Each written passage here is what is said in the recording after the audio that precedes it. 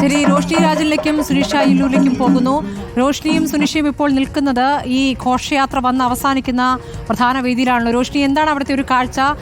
എത്രത്തോളം ആളുകൾ തടിച്ചുകൂടിയിരിക്കുന്നതോടെ ഈ ഘോഷയാത്ര എത്തുന്നത് കാണാൻ?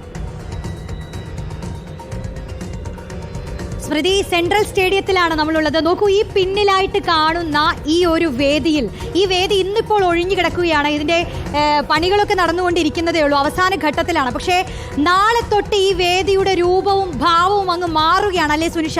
അതായത് കലാമാമാങ്കം എന്ന് പറയുന്നത് യഥാർത്ഥത്തിൽ എന്താണെന്ന് നാളെ നമ്മൾ ഈ വേദിയിൽ അക്ഷരാർത്ഥത്തിൽ, അല്ലേ സുനിഷ? അതെ, അതാണ് നിള, MT നിള എന്നുള്ളതാണ് ഈ വേദിക്ക് പേരിട്ടിരിക്കുന്നത്. MT വാസുദേവൻ നായർക്കുള്ള ആദരം.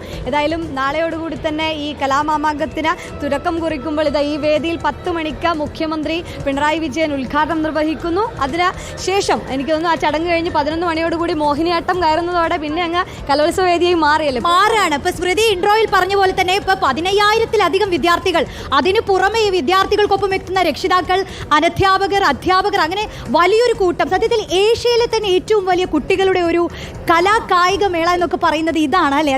നമുക്കതിലൊന്നും എതിർത്ത് പറയാനില്ല, അല്ലേ? എല്ലാ ഘടകങ്ങളും കൂടി ചേരുമ്പോൾ ഏഷ്യയിൽ ഇതല്ലാതെ മറ്റെന്താണ് സുനിഷ?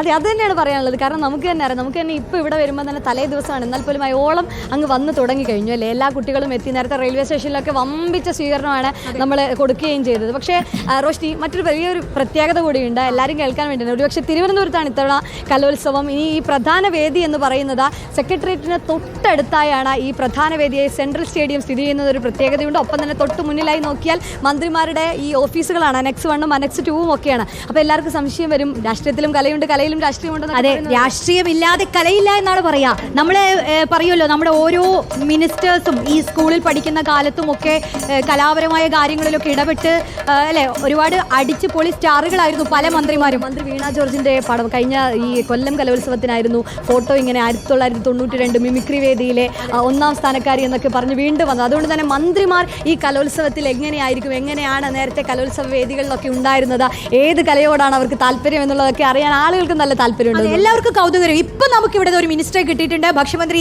GR അനിലാണ്. നമസ്കാരം മിനിസ്റ്റർ. നമസ്കാരം. ഒരു ആവേശം ഞങ്ങൾ ഈ പറയുമായിരുന്നേ, നാളെ തൊട്ടങ്ങ് തുടങ്ങുക, അല്ലേ? അതെ, ഇന്ന് തുടങ്ങിയ ലക്ഷണത്തിലാണ്.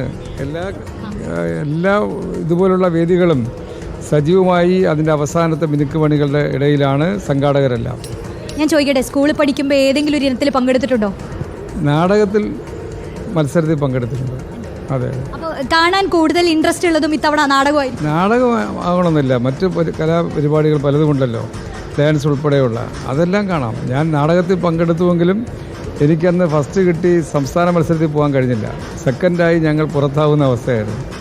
പക്ഷേ അതിനെല്ലാം തിരുത്തി കുറിക്കാൻ മന്ത്രിയായി ഈ കലോത്സവത്തിലെല്ലാം സജീവമായി തന്നെ, അല്ലേ? കഴിഞ്ഞ കലോത്സവത്തിലും ഞാൻ സജീവമായി ഉണ്ടായിരുന്ന ആളാണ്, കോർപ്പറേഷൻ്റെ ഭാരവാഹി എന്ന നിലയിൽ.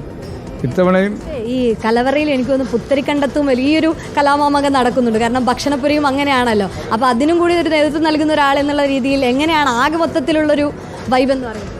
കുറ്റമറ്റ നിലയിൽ ഒരുക്കങ്ങൾ പൂർത്തിയാക്കാനുള്ള പരിശ്രമത്തിലാണ് സംഘാടക സമിതി.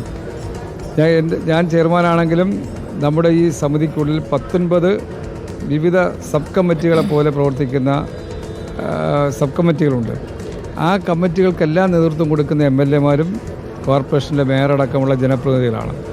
അവരുടെ മുൻകൈയിലും നമ്മുടെ അധ്യാപകരുടെ മുൻകൈയിലും വളരെ ഫലപ്രദമായി ഓരോ കമ്മിറ്റിയും പ്രവർത്തിച്ചതാണ് ഈ വിജയത്തിലേക്ക് എത്താൻ കഴിയുന്നത്.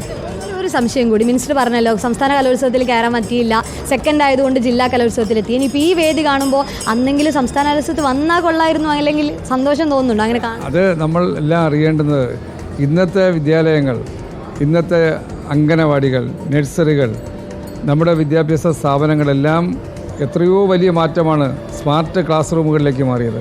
ഇന്ന് അവിടെ ചെല്ലുമ്പോൾ ഒരിക്കൽ കൂടി ആ ക്ലാസ്സുകൾ ഇരിക്കണമെന്നുള്ള ആഗ്രഹമുണ്ട്. പക്ഷെ നമുക്കത് കഴിയില്ലല്ലോ. ആഗ്രഹം ഉണ്ടെന്നുള്ള ആഗ്രഹമില്ലാത്ത ആരെങ്കിലും കാണുമോ?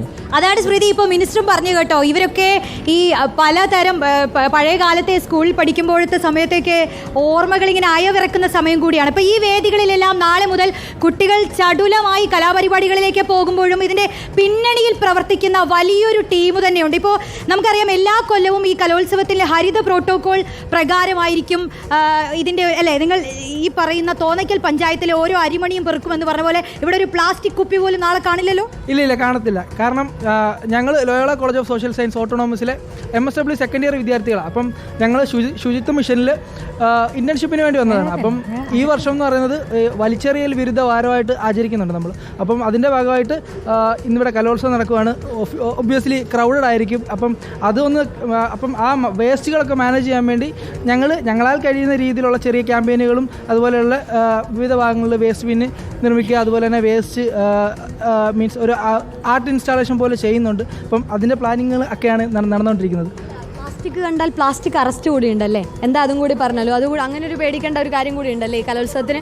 അതെ, ഇപ്പോഴത്തെ നിയമപ്രകാരം പ്ലാസ്റ്റിക്കുകൾ വലിച്ചെറിയുന്നത് ശ്രദ്ധയിൽപ്പെട്ട് കഴിഞ്ഞാൽ അത് ഒരു വാട്സപ്പ് നമ്പറുണ്ട്, 9446700800 എന്ന നമ്പറുണ്ട്. ആ നമ്പറിലേക്ക് ഒരു ഫോട്ടോയോ അല്ലെങ്കിൽ വീഡിയോ ഇട്ട് കഴിഞ്ഞാൽ ആ വലിച്ചെറിയുന്ന ആൾക്ക് 10,000 രൂപ പിഴയും അതുപോലെ തന്നെ അത് വീഡിയോ എടുത്തിട്ട ആൾക്ക് നഷ്ടപരിഹാരമായിട്ട് ഒരു ചെറിയ തുകയും കൊടുക്കുന്നുണ്ട്. അതേസമയം ഈ പ്രവൃത്തി ജലത്തിലാണ് ചെയ്യുന്നതെങ്കിൽ അവർക്ക് ഈ പറഞ്ഞ പോലെ 1 ലക്ഷം വരെ പിഴ ലഭിക്കുന്ന ഒരു ശരി. റോഷ്നി, സുനിഷ, വൃത്തിയോടെ കലോത്സവം നടക്കാനുള്ള തയ്യാറെടുപ്പ് അല്ലെ, വൃത്തിയോടെ കലോത്സവം നടക്കാനുള്ള തയ്യാറെടുപ്പോടെ നടക്കുന്നു.